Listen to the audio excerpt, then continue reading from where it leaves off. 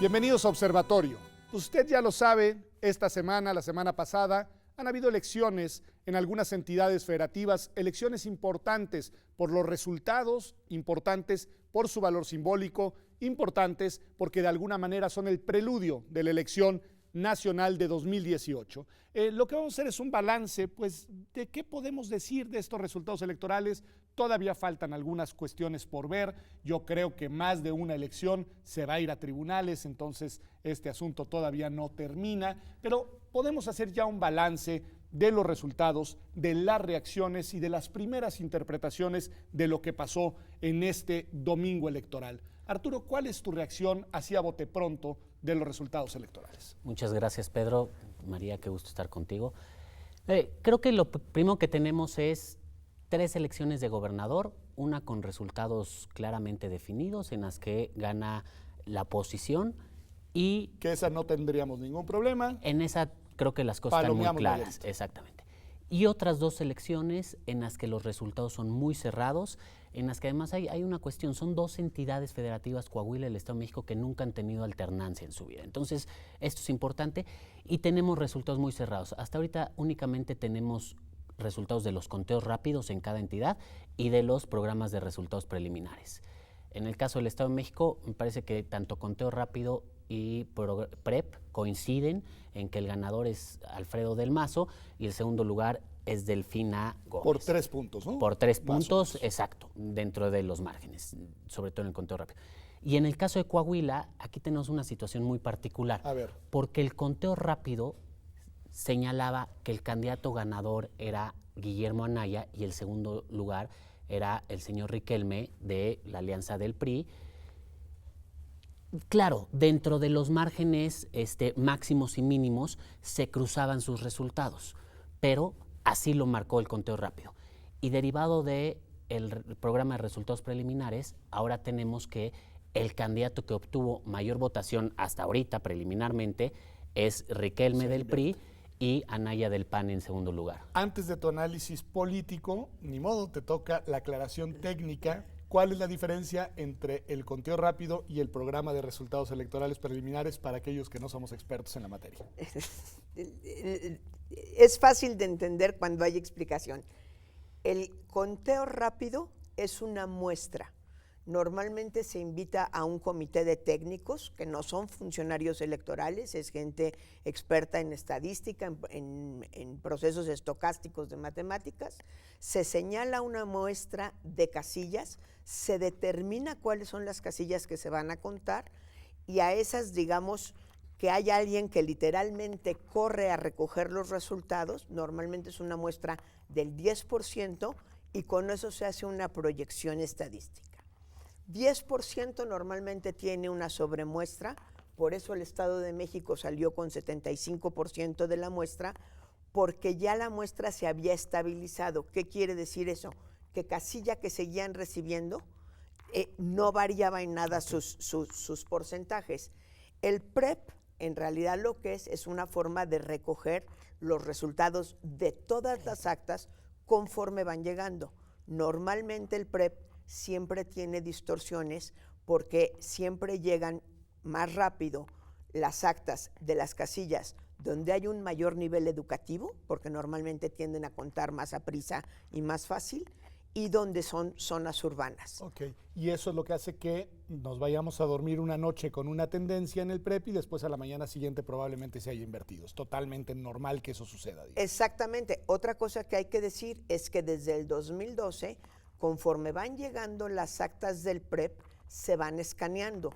Yo creo que eso va a ser muy importante porque con lo cerrado del Estado de México y lo cerrado de Coahuila, ya con la dificultad que ahora planteaba Arturo de que en realidad se invirtió la ventaja, la verdad es que todos los partidos, pero todos los ciudadanos pueden ver acta por acta.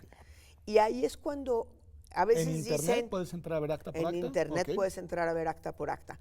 Ahí cuando a veces dicen el acta es ilegible, pues todo el público que nos está viendo puede entrar a constatar que de verdad hay actas ilegibles. Y que estén bien hechos los de sumatorias y que en fin, que todo esté clarito en las actas de las que proviene el resultado final de quién ganó y quién perdió, digamos. Exactamente.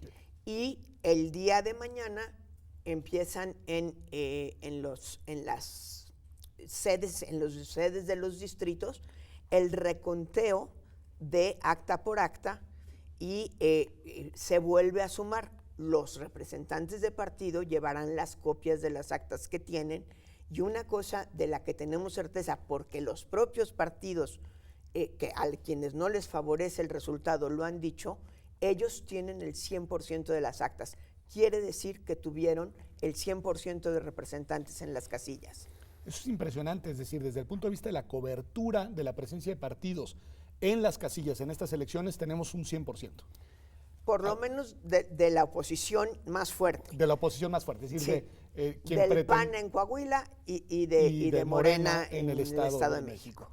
¿Ibas a decir algo, Arturo, a esto? Yo creo que aquí hay que, yo agregaré un poco a lo que dice María en cuanto al PREP. En el PREP no se suben las actas que no son legibles. Okay. Entonces, aquí hay un cierto margen. Va a aclarar ahí exactamente, ¿no? Porque esto es un tema en Coahuila. Y en cuanto al conteo rápido, a mí hay algo que me gustaría destacar.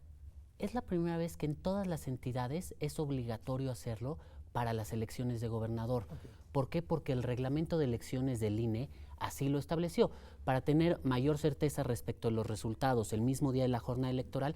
Entonces, ahora en 2017 y en 2018 va a ser la primera vez que muchas entidades hagan un conteo rápido, ¿no? Antes no se hacía el conteo rápido.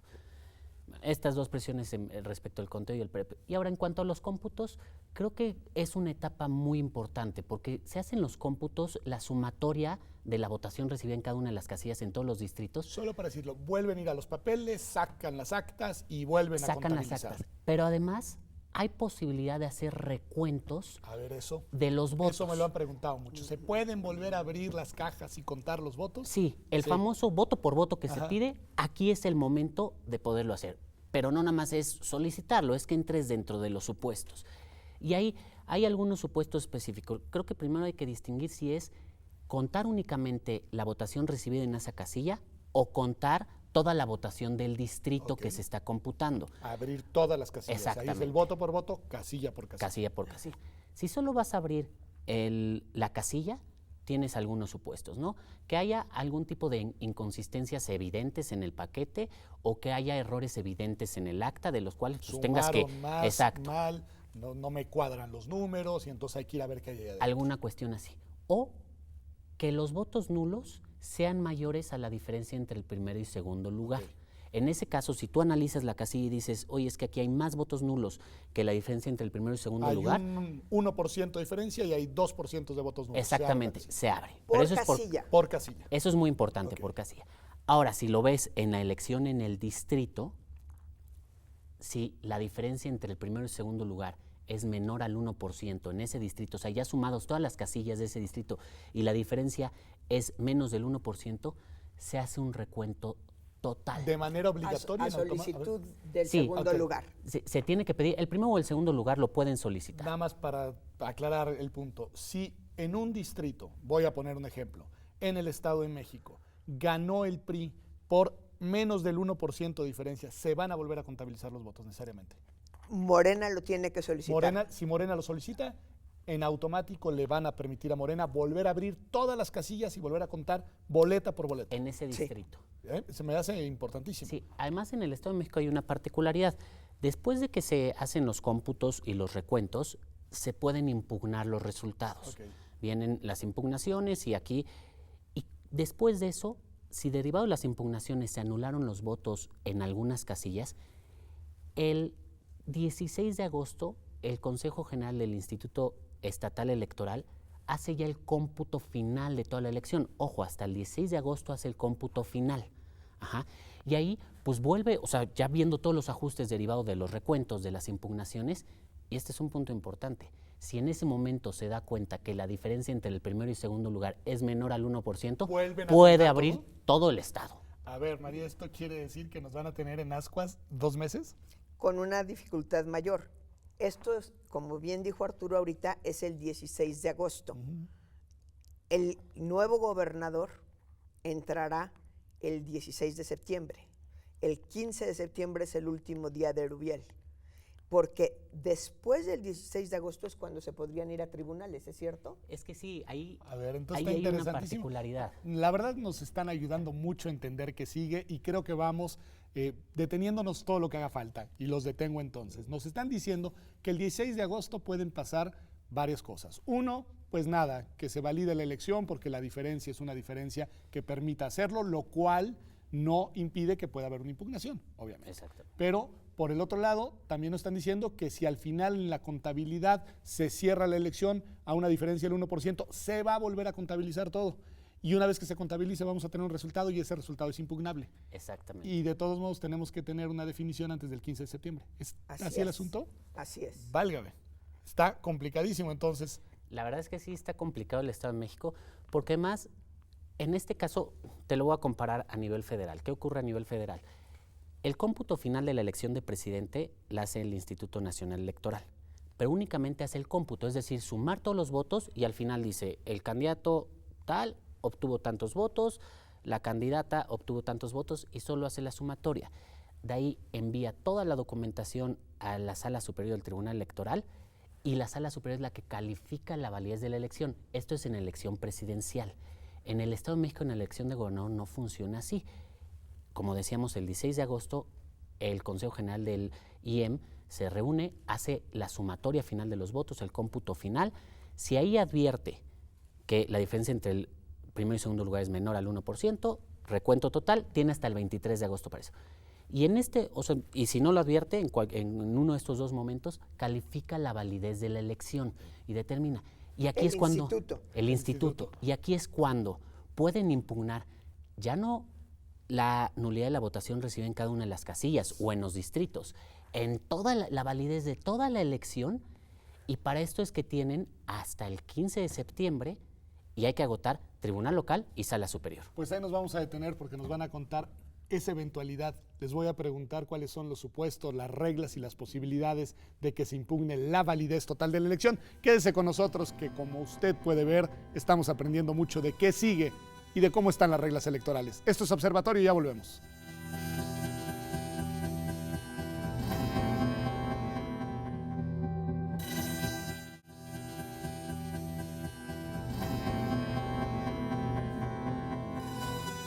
Estamos de vuelta aquí en Observatorio y como me decía María Marván, ¿qué tal está de complicado el Estado de México? Pues está mucho, porque por lo que ustedes nos están diciendo, hoy tenemos, digamos, un primer resultado. Según lo que sabemos hasta el día de hoy, hay una diferencia de 3 puntos aproximadamente entre el primero y segundo lugar, pero faltan todavía varias verificaciones que pueden implicar conteos parciales de los votos, o sea, un reconteo parcial, o eventualmente, en ciertos supuestos de votación muy cerrada, reconteo total de los votos, pero además con los plazos de tiempo muy ajustaditos. Es decir, tenemos de aquí al 15 de septiembre para desahogar todo y los plazos son plazos que van a poner a las autoridades en situaciones de mucha presión. Y lo último que me estaban ustedes contando es que el 16 de agosto, más o menos, suponiendo que no haya recuento o aun cuando lo haya hasta el 23 de ese mismo mes, pues se abrirá un periodo en el cual se puede ir a tribunales. Es decir, una vez que el Instituto Electoral termine su trabajo, ya sea calificando la elección, en ese momento se puede ir a tribunales. Y nos decía Arturo, María, que hay muy pocos días para desahogar lo que sucedería ante el Tribunal del Estado de México y después ante la Sala Superior del Tribunal. A ver, cuéntenme un poco eso. Es que esa parte es importante. A la hora que en la reforma electoral de 2014 íbamos caminando hacia un sistema nacional, pero luego nos quedamos a la mitad, prevalecieron los tribunales locales. Entonces, están obligados quien quiera impugnar la elección a ir primero al tribunal local, pero también tiene el derecho, cual sea la resolución del tribunal local, impugnarla frente a la Sala Superior. Entonces tenemos del 15 de agosto al 15 de septiembre para hacer un recuento total que ahorita se ve como un escenario poco posible. Claro, se tendría que cerrar a un punto por ciento. Creo que la distancia de 3% se ha mantenido de manera consistente, habrá que ver qué sucede, pero es una posibilidad. Y el otro es primero ir al tribunal local y de ahí pasar al tribunal nacional, a la Sala Superior, con lo que tendríamos que tener un resultado para el 15 de septiembre a las 12 de la noche. Bárbaro. Como la Cenicienta. Como la Cenicienta. En este supuesto que nos cuenta María, estamos avanzando pues, en lo que ya sabemos, una elección muy cerrada, posibilidades de recuentos, posibilidades de impugnaciones, pero bajo el supuesto de que la elección se validará. Sin embargo, ahora hay nuevas reglas que permiten que también esta y las demás elecciones eventualmente se declaren nulas. Ayúdanos a ver cuáles son las reglas que se contemplan en la legislación por las cuales ese supuesto podría eventualmente verificarse. Claro, hay digamos, diferentes maneras de anular una elección. Tú puedes anular una elección, ya sea la votación recibida únicamente en casilla, tú puedes anular la elección en el distrito, o sea, puedes hacer valer una causa en el distrito. Aquí el Estado de México, por eso también es sui generis, tiene como 2 momentos para impugnar esto. Primero, después de los cómputos distritales y antes de que el Consejo General valide la elección, y después ya la elección toda completa una vez que se validó. Pero para anular la elección en su totalidad, hay algunas causas que están en la Constitución, que es el uso de recursos públicos, el uso de recursos ilícitos, el rebase de topes de gastos de campaña, que aquí va a ser muy importante porque esta parte le toca al INE. El INE es el que hace esa fiscalización y también la tendrá que tener en tiempo para el momento en el que se valide la elección y el momento en el que se impugne. Y la otra es la compra de tiempo en radio y televisión ilegal. Además, hay algunas otras causales que están establecidas en la ley, como podría ser la inelegibilidad del candidato, podría ser que se anulen más del 20% de las casillas o que no se hubiera instalado más del 20% de las casillas, que no estamos en ese supuesto. Entonces, en ese caso tienes diferentes cuestiones, o sea, diferentes momentos. Además, hay una causal que es una causal se le llama abstracta o por violación a principios constitucionales que no está ni en la Constitución ni en la ley. Es un criterio del tribunal. Y es un criterio que adoptó en su momento la primera integración de la Sala Superior, la de 1996-2006, y la llamó causal de nulidad abstracta.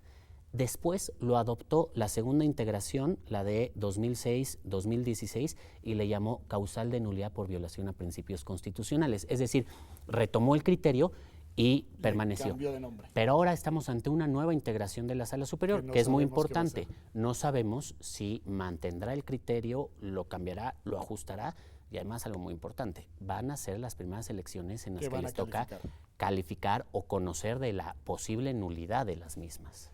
Una pregunta, María. No había aparecido el INE. Yo en estos días en la prensa he visto que a nuestro amigo, porque es nuestro amigo Lorenzo Córdoba, lo traen para arriba y para abajo en estas elecciones, y uno podría decir, pero a ver, ¿y qué tiene que ver el INE si estas son elecciones estatales, son locales? Hay una autoridad administrativa que es la autoridad electoral del Estado, hay un tribunal del Estado. En su caso, el asunto se puede ir por la vía judicial a la Sala Superior y sin embargo al INE le están insiste que qué hace, que cómo interviene, que por qué facilita, que por qué no prohíbe, en fin. Porque precisamente la reforma de 2014 le dio ciertas atribuciones al Instituto Nacional Electoral sobre elecciones locales. En primer lugar, y eso se hizo antes, el nombramiento de todos los consejeros. Los consejeros del INE, los consejeros del Estado de México, de Coahuila, de Nayarit y de Veracruz fueron nombrados por el INE. Okay. La fiscalización, toda la fiscalización le toca al INE. O sea, los dineros, todos los dineros. La revisión de todos los dineros se tienen que reportar al INE directamente, no se reportan al Instituto Electoral, ni siquiera sirve como ventanilla. O sea, el tema de gastos de campaña y de eventual detecte de exceso en los gastos es el Instituto Nacional el que ahora los está revisando. Que en estos próximos días, en este próximo mes, tiene que hacer la revisión de Nayarit, de Coahuila, del Estado de México y de Veracruz. Por lo que hemos estado hablando, Coahuila y el Estado de México van a ser fundamentales, porque está muy cerrada la elección y como ya sabemos desde ahora que la diferencia va a ser menor al 5%, en cualquier caso, si hay rebase de tope de campaña del candidato ganador, se puede pedir la anulación de la elección.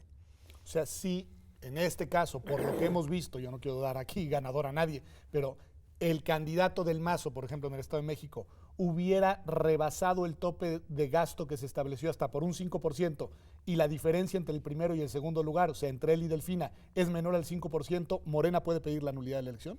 Así es. ¿Directamente ante la Sala Superior del Tribunal Electoral?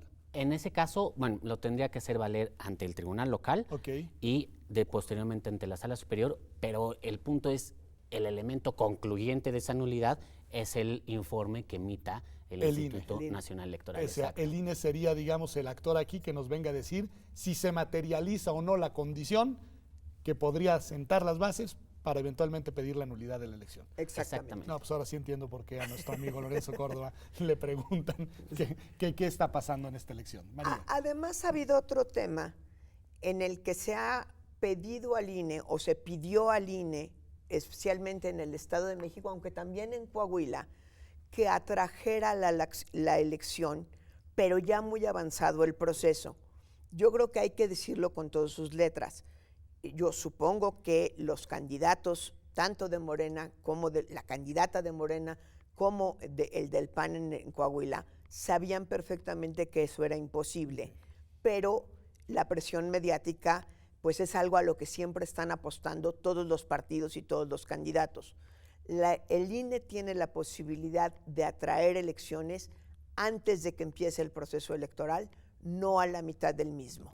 Entonces, desde que lo pidieron… Que no se iba a poder cumplir, pero que hizo quedar mal al INE frente a la opinión pública. Era una petición mediática para decir las irregularidades que están habiendo son mayúsculas, con lo cual normalmente se apalancan para después pedir la causalidad abstracta para la nulidad de la elección. Es como un elemento que ellos buscan que juegue a su favor. Yo advertí de que las irregularidades eran tales que estaban violando principios constitucionales y el INE no me quiso hacer caso y por supuesto nunca van a decir legalmente no me podía hacer caso. No, eso no se dice jamás, acá la responsabilidad es enorme. Arturo, para cerrar este bloque, un tema nada más. Después de todo lo que me han contado, ¿cuál es, digamos, la estrategia que crees que seguirán los segundos lugares en estas dos elecciones tan cerradas? A mí la impresión que me da, pero te lo pregunto, es que primero van a intentar voltear el resultado y si no lo logran voltear, pero a ver, ahí está. Claro, yo creo que ahorita viene una etapa fundamental. Creo que en este momento se tienen que estar preparando de manera muy importante para los cómputos distritales. Y yo creo que tienen que tener una estrategia sobre en dónde sí conviene abrir y en dónde no conviene abrir. Porque hacer recuentos puede… beneficiarte o perjudicarte. Exacto, puede significar reducir la diferencia o ampliarla. Claro. Entonces ahí hay que ser muy cuidadoso y analizarlo a partir de la documentación que dicen que tienen. Y a partir de ahí creo que hay que ver qué elementos, qué pruebas tienen para acreditar las irregularidades que señalan tanto en la prensa.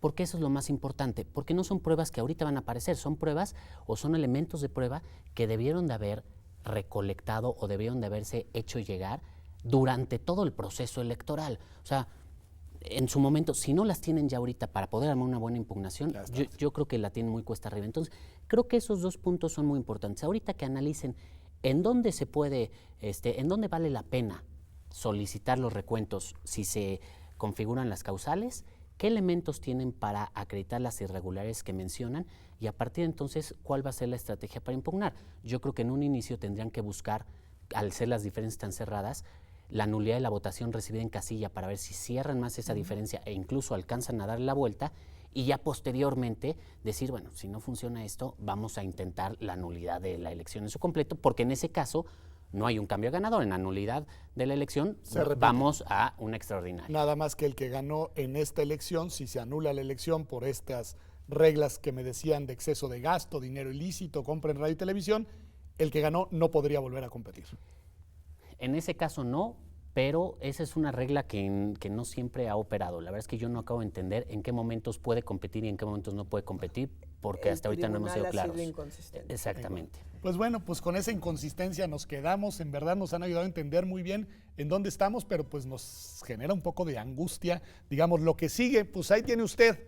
Lo que sigue es que debemos de tener paciencia, porque no sabremos cómo terminará esta historia hasta el 15 de septiembre de 2017. Esto ha sido Observatorio Cotidiano. Gracias por habernos acompañado y nos vemos aquí, como todas las semanas, en TV UNAM el próximo martes.